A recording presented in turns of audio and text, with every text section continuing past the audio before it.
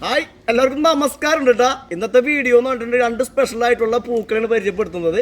ഒന്ന് നമ്മുടെ ഈ ഒരു പൂവാണ്, എൻ്റെ കയ്യിലിരിക്കുന്ന ഈ ഒരു പൂവണ്ട. ഇത് നമ്മുടെ നാട്ടിൻപുറങ്ങളിലൊക്കെ ധാരാളമായിട്ട് ഇതേപോലെ വെയിലരിയത്തൊക്കെ നട്ടിരുന്ന ഈ ഒരു ചീമക്കൊന്നയുടെ പൂവാണ് ഈ കാണുന്നത്. പത്തലെന്നും കൂടി പറയുന്നുണ്ട്. അപ്പോൾ ഒരു ചീമക്കൊന്നയുടെ പൂവാണ് ഈ കാണുന്നത്. പത്തലെന്ന് പറയുന്നത് ഞങ്ങളുടെ നാട്ടിലേക്ക് പത്തലെന്ന് പറയാറുണ്ട്.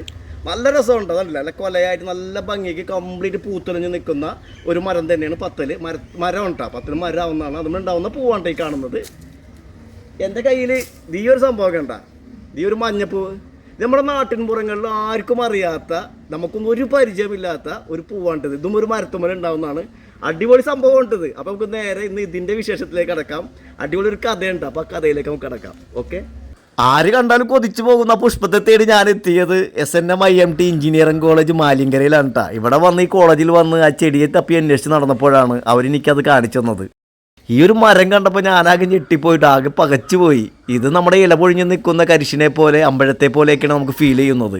ഇത് പൂക്കുന്ന സമയത്ത് ഇതിന് ഇലകൾ ഉണ്ടാവില്ല എന്നാണ് പറയുന്നത്. കംപ്ലീറ്റ് പൂത്തുലഞ്ഞ് കാവടി മാറി നിൽക്കുമെന്നാണ് പറയുന്നത്. ഇത് പൂക്കളെല്ലാം കൊഴിഞ്ഞ് നിൽക്കുന്ന സമയത്താണ് ഞാൻ എത്തിയത്. അത് കാണാനുള്ള ഭാഗ്യം എനിക്ക് ഉണ്ടായില്ല.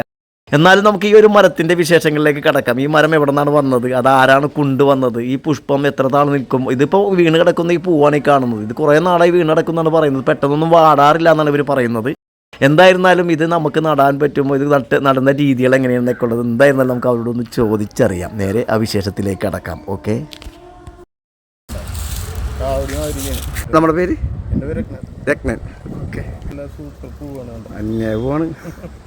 പെട്ടെന്ന് വാടയുമില്ല, പൂവാടയില്ല അല്ലേ? പെട്ടെന്ന് പാടില്ല അല്ലേ? ഇനി സീസൺ ഉണ്ടോ അങ്ങനെ? ഈ സീസണാണ് പൂ വരുന്നത്. അത് കഴിഞ്ഞാൽ പിന്നെ ഇലയിലിക്കും ഇയാൾ, ഇലയിട്ടിക്കും അല്ലേ? ഈ ഒരു മരം നട്ടത് ആരാണെന്ന് അറിയോ? സുനിൽ സാർ, ബോട്ടണി അല്ലേ? പുള്ളി head of the department botany. എവിടെ നിന്നാണ് കൊണ്ടുവന്നത്? പുള്ളി വയനാട് കൊണ്ടുവന്നാണല്ലേ? പേര് പുള്ളിക്ക് അറിയുള്ളൂ. അത് മലയാളത്തിൽ ഒരു പേരില്ല ഇതിന്. ഇല്ല അല്ലേ?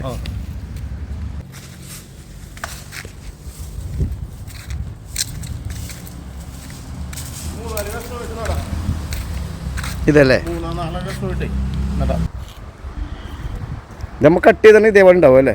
മഞ്ഞ കളറല്ലേ? കരിമ്പിൻ്റെ സ്മെല്ലാണ് ഇനി വരുന്നത്. ഇത് നമ്മുടെ നാട്ടിൽ ഇങ്ങനെ നമ്മൾ ഇതുവരെ കണ്ടിട്ടില്ല ഇങ്ങനെ സംഭവം അല്ലേ? സ്മെല്ലാണ്. ഇത് വെറുതെ കുത്തിയാ പോരെ നമുക്ക്?